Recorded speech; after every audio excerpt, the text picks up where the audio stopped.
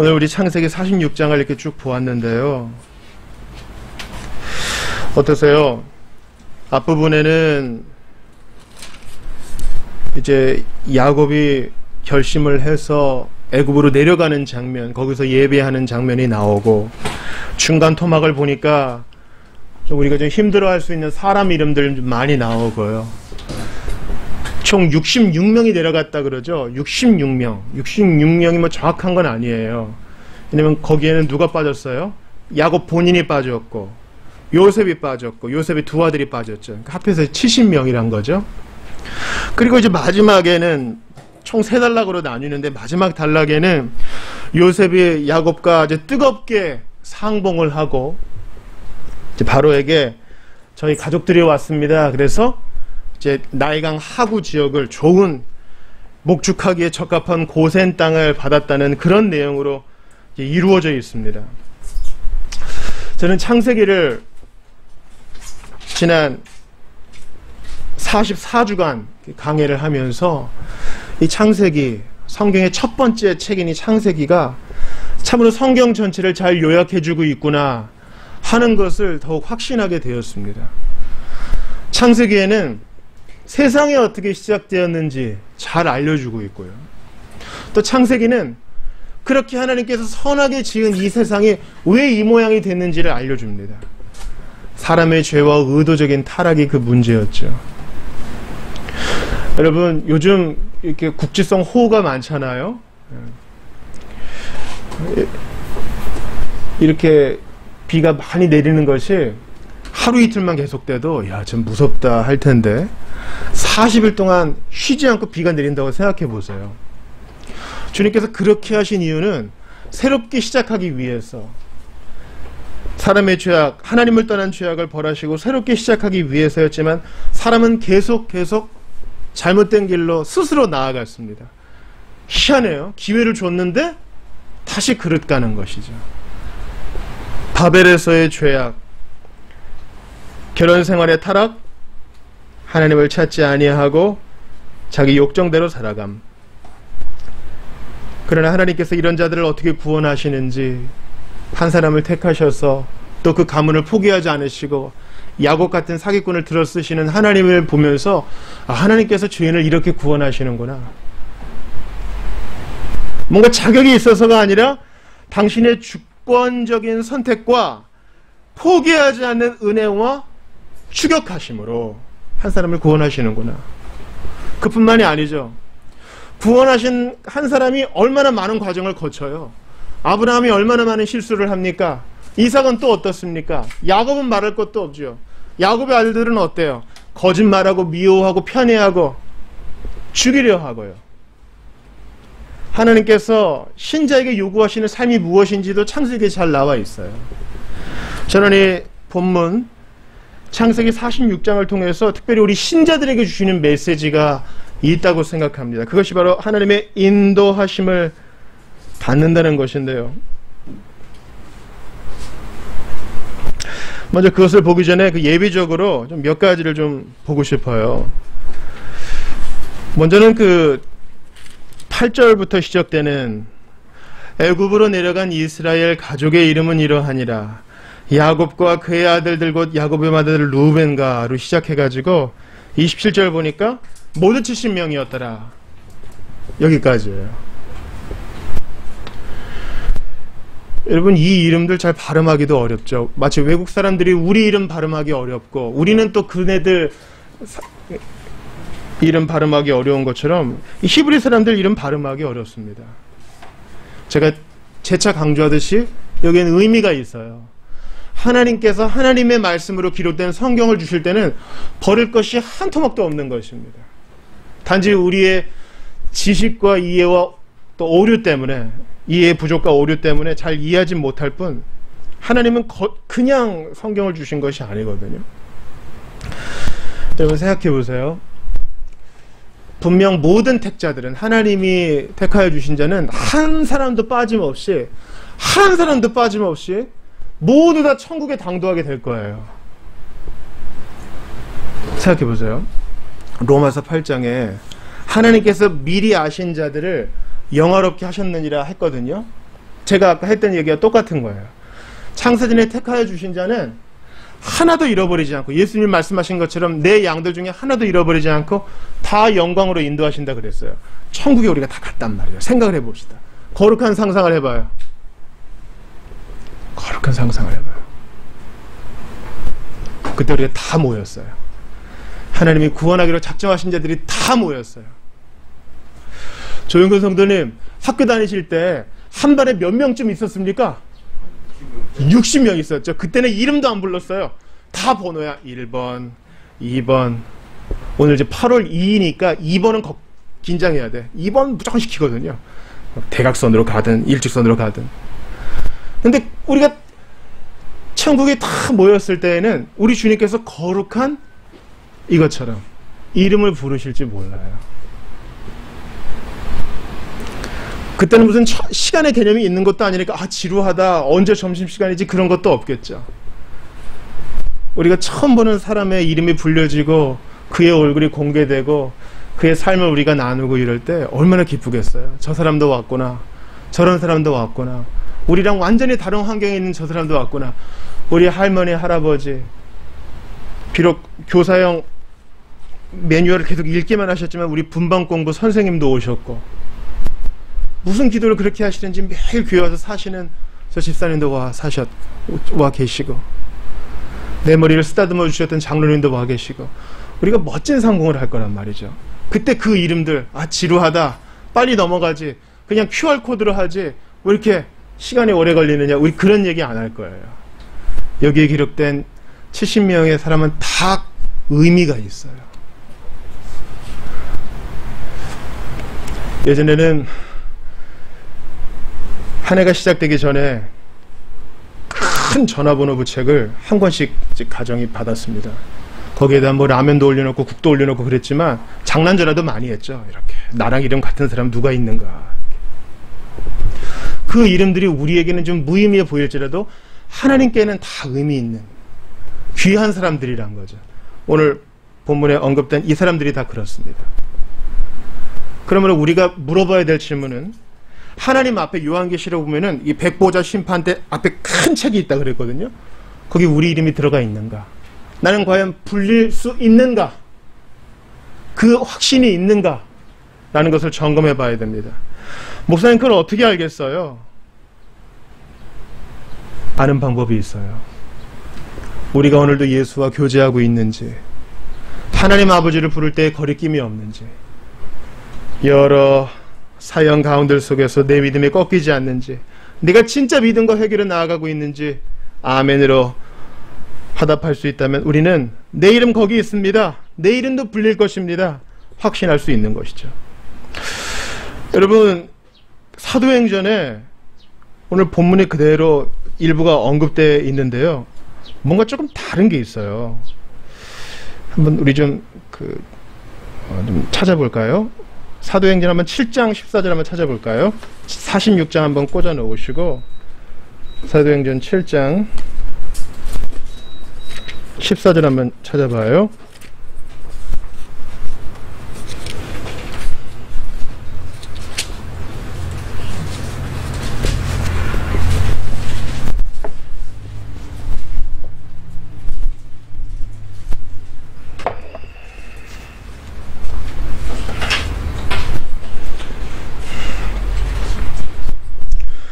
사도행전 7장 14절은 기억하세요. 그 신약 성경에서 가장 길게 인용된 설교는 사도가 아닌 봉사자 스데반이 한 설교입니다. 스데반의 수준이 이랬다면 당시 초대교회 수준이 대단했다는 걸 알 수 있겠죠. 7장 14절 한번 같이 읽어봐요. 시작.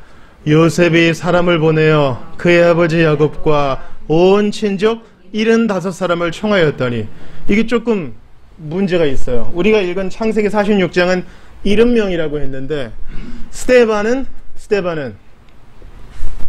몇 명이라 그래요? 75명이라고 그래요. 5명이 지금 추가됐어요. 우리가 좀 알아야 될 것은, 신약 성경이 기록되었을 때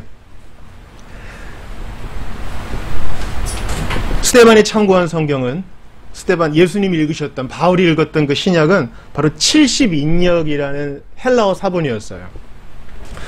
간략하게 말씀드리면 북이스라엘이 망하고 남유다가 망하고 포로가 귀환되어 온 이후에 점점 히브리 사람들이 히브리 말을 잊어버립니다. 왜냐하면 그 지역의 패권을 처음에는 아수르가 제패했다가 메대가 장악했다가 페르시아가 장악했다가 페르시아 다음에 누가 그 지역을 제패해요? 젊은 알렉산더가 제패했다가 알렉산더 죽은 이후에 알렉산더의 장군들이 모조리 다 그리스 말 써라 명령을 내립니다. 그 지역에 살던 히브리 사람들이 애들이 히브리 말을 잃어버리는 거예요. 마치 우리나라 사람들이 이제 이민을 갔단 말이죠. 근데 1세대는 우리말을 기억해. 근데 1.5세대부터는 우리말이 편치 않는 거예요. 그냥 애들이랑 쓰는 그 지역 말, 뭐 영어든지 불어든지 그게 더 편한 것이죠.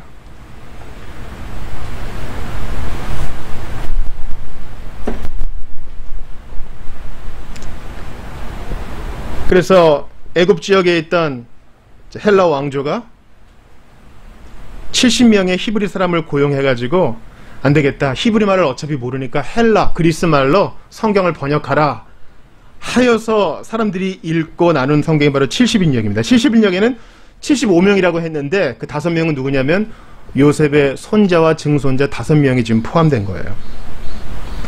그럼 46장에서는 왜 70명 했을까요?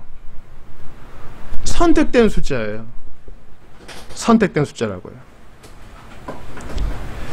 여러분, 오늘 본문을 보니까 뭔가 좀 이상하지 않아요?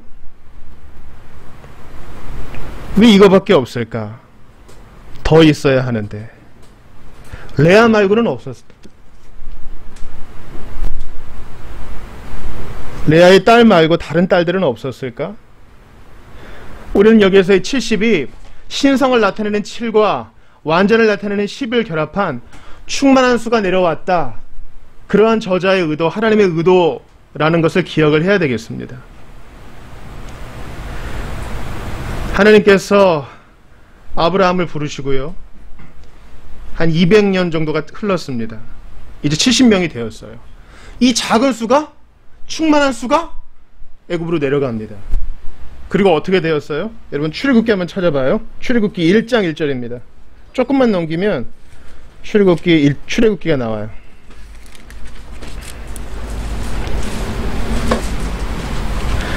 자, 야곱과 함께 각각 자기 가족을 데리고 애굽에 이른 이스라엘 아들들의 이름은 이러하니. 그리고 7절을 같이 읽어요. 시작. 이스라엘 자손은 생육하고 불어나 번성하고 매우 강하여 온 땅에 가득하게 되었더라. 무엇입니까? 70명이 내려왔지만 하나님께서 복을 주셔서 아브라함에게 약속하신 그대로 번성케 하셨다는 것입니다. 그러므로 이 70명이 내려온 것은 우연이 아니라는 것이죠. 하나님의 계획 안에 있다는 것이죠. 성경 전체에서 가장 중요한 장이라고 할 수 있는 창세기 15장에 뭐라 그래서 하나님이 아브라함을 믿음으로 의롭다 하시고 이제 네 후손들이 애굽에 내려가서 400년을 살다가 큰 민족을 이루어 벗어나게 될 거야. 그 약속이 지금 이루어지는 한가운데에 서 있는 것입니다. 이제 야곱이 자기의 모든 소유와 자기의 모든 식구를 데리고 애굽 이집트로 내려갑니다. 여행하는 게 아니에요. 여행하는 게 아닙니다. 뭐 하는 거예요? 이주, 이민하는 겁니다. 인천국제공항 생기기 전에 유학과 이민이 자유롭지 않았던 때에 많은 분들이 미국으로 이민 가셨죠. 그때 김포공항에서는 정말 비장한 송별회가 있었다고 하더군요. 이번에 가면 우리가 언제 다시 만날지 모른다. 그런 비장함이 야곱에게도 있었을 것입니다. 지금 야곱은 나이가 130세입니다. 130세. 나이 많이 먹었습니다. 이제 이집트 내려가서 한 17년을 더 살고 이제 죽을 것인데 130세면 이제 그 당시에는 많은 나이예요. 내 나이가 이렇게 많은데 내가 애굽에 뭐 하러 가느냐, 이런 의문이 생길 수 있어요. 요셉만 좀 살아있는 걸 보면 좋은데 왜 굳이 거기 가서 살아야 되느냐, 이런 의문이 있을 수 있어요. 근데 또 내려가지 않을 수도 없습니다. 왜냐하면 온 땅에 지금 기근이 있을 거예요. 있는 중인데 2년밖에 안 지났어. 앞으로 5년은 계속 기근이야. 살기 위해서라도 총리이자 아들인 요셉의 말을 들어야 합니다. 기쁨과 소망, 걱정과 두려움이 뒤섞인 130세의 고백이에요. 그래서 오늘 본문을 보세요. 46장 1절을 보세요, 여러분. 이스라엘이, 야곱이랑 안 그래요. 이스라엘 바뀐 이름으로 얘기합니다. 이스라엘이 모든 소유를 이끌고 떠나 브엘세바에 이르러 그의 아버지 이삭의 하나님께 희생제사를 드리니. 여러분, 이스라엘이라고 부른 것을 기억해 주세요. 이스라엘은 언제 받은 이름이에요? 야복강에서 하나님 혹은 하나님의 천사와 씨름한 이후에 얻은 새 이름이죠. 너 이제 사기꾼 아니야. 브엘세바, 아마 야곱은 헤브론에 거주하고 있었을 겁니다. 그래서 브엘세바에 내려왔어요.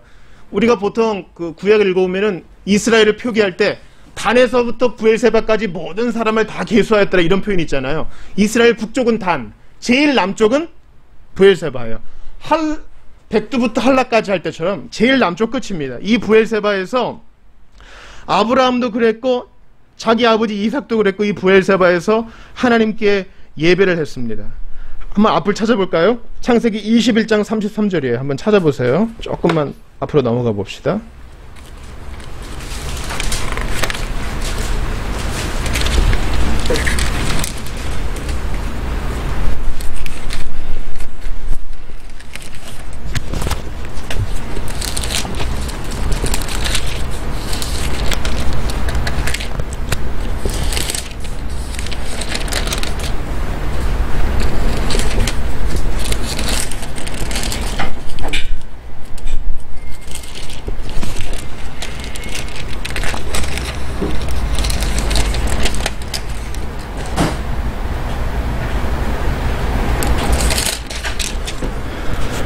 자, 한번 같이 읽어봐요. 시작. 아브라함은 브엘세바에 에셀 나무를 심고 거기서 영원하신 여호와의 이름을 불렀으며. 자기의 할아버지 아브라함이 브엘세바에서 예배한 거예요.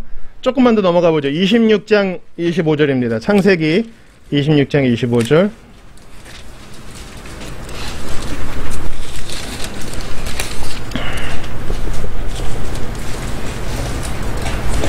26장 25절 보기 전에 그 위에 23절 먼저 보세요. 23절, 26장 23절이요. 이삭이 거기서부터 브엘세바로 올라갔더니, 그러면서 26장 같이 25절 읽어요. 시작. 이삭이 그곳에 제단을 쌓고 여호와의 이름을 부르며 거기 장막을 쳤더니 이삭의 종들이 거기서도 우물을 받더라.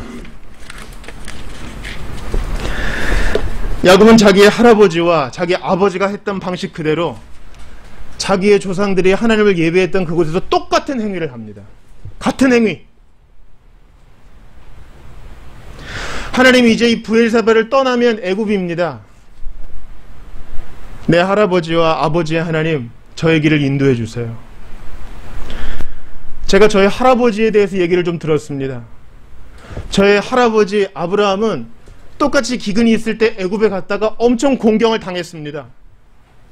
저의 할머니를 여동생이라고 속였다가 큰 곤욕을 치렀던 것을 제가 기억하고 있습니다. 그때 애굽으로 내려가지 말라고 하신 분은 하나님이 아니십니까? 지금 뭔가 부딪히고 있는 것 같은데요. 제 아들이 초청을 했기는 했지만 저희 조상들에게는 야곱 애굽으로 가지 말라고 하신 하나님께서 왜 저한테는 가라고 하십니까?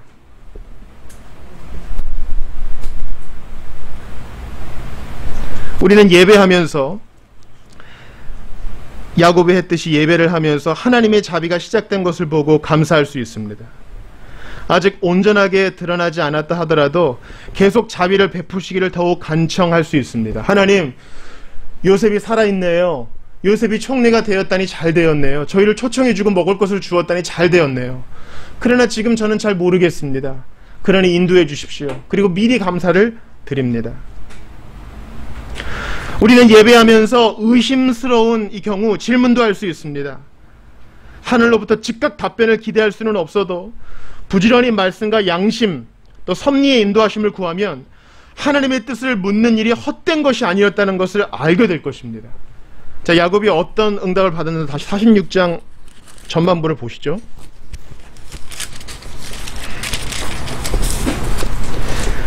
자, 2절을 보세요. 시작. 그 밤에 하나님이 이상 중에 이스라엘에게 나타나 이르시되 야곱아 야곱아 하시는지라. 야곱이 이르되 내가 여기 있나이다 하매. 여러분, 제가 아까 처음에 뭘 기억하라 그랬어요? 이스라엘이 바뀐 이름이 나와요. 근데 2절 보니까 하나님은 이스라엘에게 뭐라고 부르세요? 바뀌기 전 이름 야곱아 야곱아. 이거 왜 이러는 거예요? 새 이름 줬다가 다시 옛날 이름 부르고. 우리 신자들에게도 두 가지 이름이 있어요. 우리는 하나님의 자녀인과 동시에 여전히 몸을 지니고 있으므로 죄인입니다. 나는 하나님의 자녀야. 주님이랑 친하니까. 그러면서 죄 짓는 것을 정당화하는 경우가 종종 있습니다. 그러나 우리는 루터가 말한 대로 죄인이면서 의인입니다. 자녀이면서 부족한 자입니다. 하나님이 야곱에게 옛 이름 부르신 이유는, 그것도 두 번이나 부르신 이유는 너 옛날 한번 기억해봐라. 네가 사기꾼이었을 때 기억해봐라. 내가 너를 인도하지 않았느냐? 내가 너에게 복 주지 않았느냐? 너 베델에서 나에게 단을 쌓았지? 그때 예배하려고 그랬던 거니? 아니잖아. 도망가다가 지쳐 쓰러져 잠든 그곳에서 내가 환상을 보여주니까 거기서 그냥 단 쌓은 거잖아. 네가 의도적으로 먼저 예배를 드린 적이 있느냐? 네가 부족했을 때 내가 인도하여서 12아들을 주었건만 지금 내가 너를 버리겠느냐? 야곱아 야곱아, 지렁이 같은 야곱아, 한때 사기꾼이었으나 나의 포기하지 않는 사랑으로 이제 좀 사람 되어가고 있는 야곱아, 그렇게 부르시는 거예요. 130세가 되었지만 여전히 성장해야 되고 여전히 나를 알아가야 되는 야곱아, 주님이 부르시는 거예요. 여전히 의심하고 두려워하는 야곱아. 그러면서 여러분, 하나님의 약속을 보세요. 3절 같이 읽어봐요. 시작. 하나님이 이르시되 나는 하나님이라 내 아버지의 하나님이니 애굽으로 내려가기를 두려워하지 말라. 내가 거기서 너로 큰 민족을 이루게 하리라. 계속해요. 내가 너와 함께 애굽으로 내려가겠고 반드시 너를 인도하여 다시 올라올 것이며 요셉이 그의 손으로 내 눈을 감기리라 하셨더라. 아멘. 여러분, 하나님은 어디에나 계셔요. 무소부재, 계시지 않은 곳이 없는 것이죠. 그런 하나님께서 자기의 몸을 낮추사 야곱에게 어떻게 위로하세요? 130세 할아버지 야곱을 어떻게 위로하세요? 내가 너와 함께 애굽으로 내려가겠고. 함께 하시겠다는 임마누엘의 다른 표현이에요. 여러분, 익숙한 자리를 떠나는 거 쉽지 않습니다. 익숙한 삶의 터전을 툭툭 털고 다 꾸려가지고 살로 내려가는 거 쉽지 않습니다. 내가 무슨 부귀영화를 누리겠다고 내 장막 다 걷어가지고 가는가? 태어나서 처음 살아보는 곳, 내가 거기 가서 뭐 할 것인가? 라헬도 없는데 내가 거기서 무슨 유익을 얻을 것인가? 하나님께서 우리에게 익숙한 자리를 떠나라고 말씀하실 때 주님은 여전히 우리에게 이렇게 위로하셔요. 나도 너와 함께 가겠다. 그것이 이사이든 이민이든 또 학교를 찾아 떠나는 것이든 간에 말입니다. 성도는 하나님의 인도하심에 약속의 성취에 대한 기대감으로 응답해야 합니다. 하나님은 그렇게 응답한 자를 통해서 새로운 일을 이루실 것이기 때문입니다. 이제 선택을 내림으로 우리는 반응해야 됩니다. 내 주님 함께 가주시겠다니 저 두렵지만 내려가겠습니다.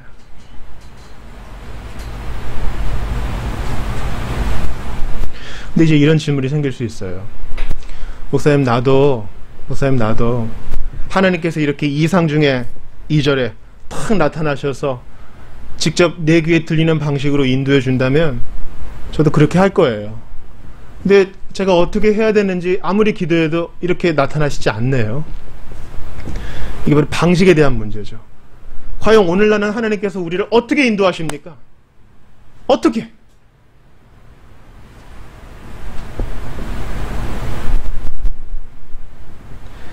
그런데 이러한 상담을 종종 해보면 무게중심이 하나님이 나를 반드시 인도하신다는 것을 믿는 것보다는 그 방식에 너무나 많은 중심이 와 있는 걸 종종 봅니다.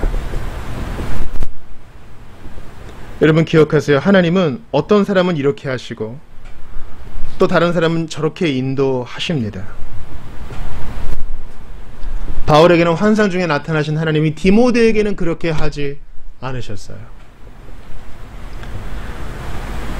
성경 66권이 완성된 이후에 성도들의 삶을 보면 이런 환상 가운데 주님의 지령을 받은 사람이 거의 없는 것을 알 수 있습니다.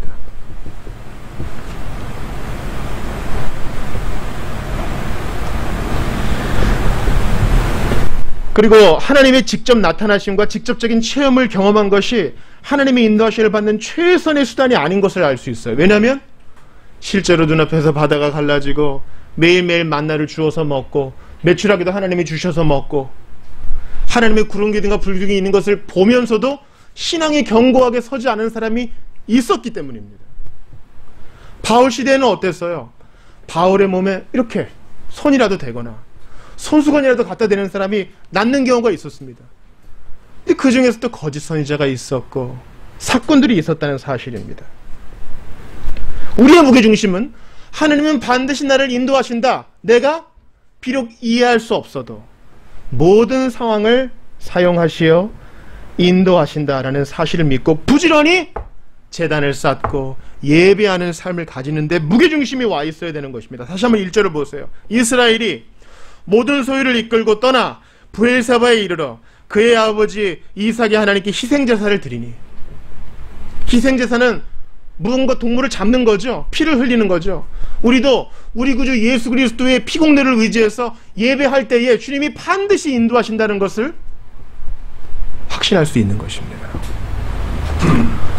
정말 중요한 것은 우리가 어디로 가는 것이냐 보다 우리가 가는 곳에서 우리의 결정을 통해서 하나님의 영광 받으시는 데 있어야지, 내가 어디에서 새로운 환경을 겪으며 얼마나 더 돈을 벌게 될까, 얼마나 더 재밌는 삶을 살게 될까, 그게 아니라는 사실입니다. 제가 여러분께 책을 한 권 소개해드리고 싶어요. 얼마 전에 돌아가신 훌륭한 영성신학자예요. 달라스 윌라드라고, 우리한테는 하나님의 모략, 잊혀진 제자도 이런 걸로 유명한 저자죠. 우리나라에도 한번 오셨고요. 이분은 영성 작가 같지만 철학 교수예요. 또 남침내교 출신이지만 또 퀘이커 가운데서 사역하셨던 분이고요. 그 퀘이커 모임에서 설교하신 게 바로 이제 하나님의 모략입니다. 이분이 노동자 계급에서 태어나셔서 철학을 공부하는 과정에서 이제 의문에 사로잡히게 됩니다. 그냥 이런 것이에요. 그리스도를 사랑하는 마음과 철학을 공부하는 게 상충되는 것인지 아닌지 고민했다는 것이에요. 내가 이거 해도 될까? 하나님의 인도를 구하는 거죠. 그가 한 얘기를 한번 들어보시죠. 달라스 윌라드가 이렇게 말합니다. 그래서 기도하고 숙고하며 사람들의 의견도 듣던 중에 하루는 주 예수께서 내게 이렇게 말씀하셨다. 되게 위험한 표현인데 이런 확신을 받았나 봐요. 더 좋은 길이 있다면 내가 제일 먼저 너에게 그 길로 가라고 말해주지 않겠느냐? 더 좋은 길이 있다면 내가 제일 먼저 너에게 그 길로 가라고 말해주지 않겠느냐? 환경 가운데 인도하신 나를 왜 믿지 못하느냐, 뭐 그런 얘기겠죠. 계속 들어보세요. 듣기에 따라 충격적인 말일 수 있지만 내게는 정말 큰 해방감을 가져다 주었다. 덕분에 내 마음이 열려 무엇이든 직시할 수 있었고 그런 고민은 하지 않는다라며 피하고 숨어서 살아갈 필요가 없음을 깨달았다. 참 솔직한 고백이에요. 이거 둘 테니까 한번 좀 빌려서 읽어보시죠. 달라스 윌라드의 평전입니다. 사랑하는 여러분, 주님은 우리를 아셔요. 그래서 우리를 인도하실 때 우리가 이해할 수 있게끔, 알아들을 수 있게끔 반드시 인도하세요. 지난주 기억나세요? 형들의 얘기를 듣고 아버지 요셉이 살아있어요, 총리가 되었어요, 무슨 소리야 지금, 이럴 때 어떻게 확신을 가졌다고요? 수레를 보고서요. 그렇게 확신을 주시는 하나님은 또 브엘세바에서 예비하는 야곱을 위로하세요. 야, 네가 애굽으로 가지 않아야 되면 내가 널 막지 않겠니? 근데 내가 요셉 먼저 보내고 살 길을 다 예배해 줬으니 두려워하지 마라. 내가 같이 갈 거야. 그러므로 우리가 해야 될 일은 뭐예요? 있는 자리에서 예배하며 매일매일 도우심을 구하는 것입니다. 그래서 성경을 읽는 것입니다. 성경은 옵션으로 그리스도인의 교양을 위해서 있는 것이 아니라 하나님 앞에 납작 엎드려 인도하심을 받기 위해서라도 묵상하고 읽어야 되는 것입니다. 신앙인은 영혼의 통증을 안고 이 땅을 살아갑니다. 그 영혼의 통증은 하나님의 인도하심을 구하며 말씀 앞에 엎드릴 때 치료가 되는 것입니다. 잠언은 말하죠. 너는 범사에 하나님을 인정하라. 그리하면 내 길을 지도하시리라. 하나님을 인정하며 매일 납작 엎드릴 때, 예배할 때, 우리가 뭐 이런저런 기사 보고 여기저기 기웃거리는 시간은 많이 쓰는데 개인적으로 예배할 때 있습니까, 여러분? 매일 예배하셔야 돼요. 나만의 지성소에서 걸으면서라도 찬양하고 기도하며 말씀을 곱씹으며 나만의 예배의 시간을 사수해야 삽니다. 인도하심을 받는 것입니다. 생각해보니 2000년 전에 애굽으로 내려가신 분이 또 한 분 계시네요. 누구 있어요? 바로 우리 구주 예수님. 헤롯이 그 지역에 있는 남자아이들을 다 죽이니까 하나님께서 마리아와 요셉을 인도하셨죠. 애굽으로 내려가라. 때가 되면 다시 올라오게 될 것이다. 사랑하는 여러분, 우리는 한 치 앞도 모릅니다. 여기를 갈지 저기를 갈지, 이 사람을 만날지 저 사람을 만날지, 이 일을 할지 저 일을 할지. 그게 기대가 될 때도 있지만 두려울 때도 있죠. 야곱처럼요. 이 나이에 내가 무슨. 그러나 하나님께서 예배하는 우리에게 말씀하십니다. 주님의 뜻을 구하기 위해 납작 엎드린 우리에게 말씀하십니다. 내가 너와 함께 하리라. 내가 너와 함께 내려가리라. 내 아들 예수 그리스도의 핏부림을 받은 나의 자녀여, 내가 너와 함께 내려가리라. 그러므로 엎드립시다. 매일 엎드립시다. 매일 예배합시다. 야곱이 희생제사를 드린 것처럼 우리 구주 예수 그리스도의 단번에 드리는 온전한 희생의 피제사를 기억하면서 예수님을 의지하여 매일 엎드립시다. 그러면 주님이 우리 길을 인도하시고 복된 고센 땅으로 정착하게 하실 것입니다. 우리 한번 기도를 드릴까요? 사랑하는 여러분, 하나님의 인도하심을 받는 것은요, 내가 더 좋은 연봉을 받고 더 기분 좋은 삶을 사는 게 목적이 아니라 하나님께 영광, 하나님의 뜻이 이루어지는 데 있습니다. 주님의 뜻을 이루기 위해서, 그것을 위해서라도 내가 매일 엎드려야 되겠어요. 나 좋은 대로 결정하는 것이 아니라 예배하며 선택하게 하시옵소서. 내 취향과 나의 유익이 아니라 예배하며 하나님의 뜻과 영광을 위해서 결정하게 하시옵소서. 그러할 때에 비록 일이 잘 되지 않을 때에도 안심할 수 있는 줄 압니다. 애굽에 내려가 보신 예수님, 삶의 환경이 바뀌는 것이 무엇인지 아시는 예수님, 우리의 선택과 결정 가운데 함께 하시고 내 뜻이 아니라 하나님의 뜻을 앞세우는 예배의 시간, 매일의 예배가 될 수 있도록 도와달라고 오늘 주신 말씀 붙들고 좀 같이 기도합시다. 하나님 아버지, 간절히 기도합니다. 하나님의 인도하심을 받기 위해서 하나님께서 반드시 알아듣게 인도하신다는 사실을 기억하면서 매일매일 엎드리기로 작정한 예배하기로 작정한 우리 교우들 가운데 함께하여 주옵소서.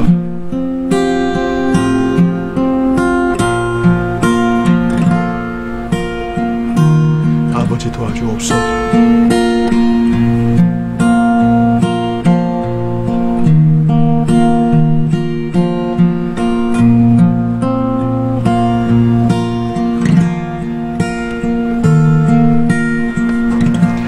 하나님 아버지, 과거에 저희들이 어렸을 때에는 예배하고 기도하고 매달리지 않아도 일이 술술 되었던 것을 봅니다. 그러나 언제까지 이렇게 살 수는 없습니다. 자라야 되고 어린아이의 일을 버려야 되고 성숙해야 되는 줄 압니다. 이제 야곱처럼 엎드립니다. 예배합니다. 주 예수 그리스도의 하나님, 우리의 삶을 인도하여 주시옵소서. 나의 안녕과 부강과 영예가 아니라 하나님의 뜻이 이루어지고 주님께 영광 돌리는 방식으로 우리의 삶이 인도되어서 주께 영광 돌리기를 원합니다. 때로는 큰 결정, 우리의 삶의 자리를 바꾸는 것이나 거처를 바꾸는 것이나 삶의 완전한 위치가 바뀌는 큰 결정을 내릴 때도 있습니다. 그러나 두려움을 기쁨으로 바꾸시는 주님, 내가 너와 함께 내려가리라 약속하셨던 것을 우리가 예배하는 중에 꼭 들을 수 있도록 도와주옵소서. 매일매일 엎드릴 때, 납작 엎드릴 때 예배하고 주님의 이름을 높이 부를 때에 하나님께서 반드시 선하게 인도하실 줄 믿습니다. 예수님께서 우리 죄인을 위하여 십자가에 달려 피 흘려 죽으셨으니, 내가 죽을 죽음을 대신 죽으셨으니 이제 우리를 멋지게 인도하실 줄 믿습니다. 나의 뜻이 아니라 하나님의 뜻을 위해서, 주님의 영광을 위해서 이 부족한 삶을 인도하여 주옵소서. 나의 생명을 드리니 주의 영광 위에 사용하여 주시옵소서. 좋으신 주 예수님의 이름으로 기도하옵나이다. 아멘.